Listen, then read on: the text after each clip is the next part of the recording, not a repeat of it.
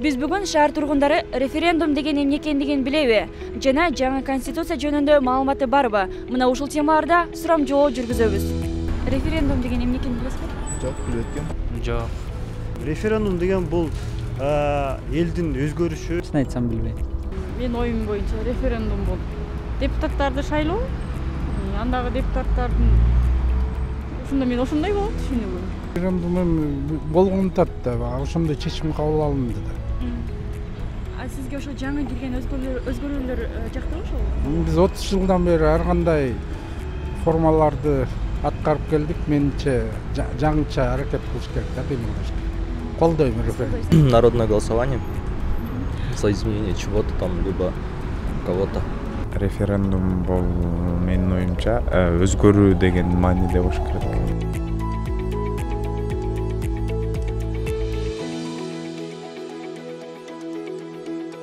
Жок, колдобойбуз. Эмне себептен?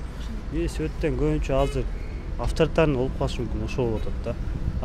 Азыркы конституция бул кандай десем, свободный да, бош да, ошого.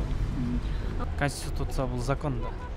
Конституция бул мыйзам го дейм. Окуп чыктыңызбы? Жок.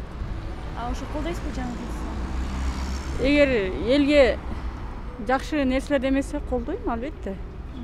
Элге жакшы пайдасы тийсе, элге жакшы нерсе болсо. Мен жакшы конституциянын информациясын жакшы биле албайм, ошон үчүн азыр так айта албайм. Общий түшүнөм мындай, а ичин жакшы билбейм. Нет. Почему? Мне не нравится. Каждый раз эту конституцию переделывают. Каждый раз, как приходит новый президент, когда будет уже установлено, что конституцию никто не будет трогать, уже люди выбрались. Конституцию утверждает весь народ, правильно же, да? А тут получается, каждый раз, как кому-то не нравится, предлагают нам и заставляют нас проводить референдум, чтобы мы проголосовали за эту конституцию. Это же неправильно. Каждый человек, тем более мы демократическая страна, мы каждый имеем какое-то слово высказаться. Поэтому мы уже выбрали, мы уже утвердили, мы уже сколько раз можно.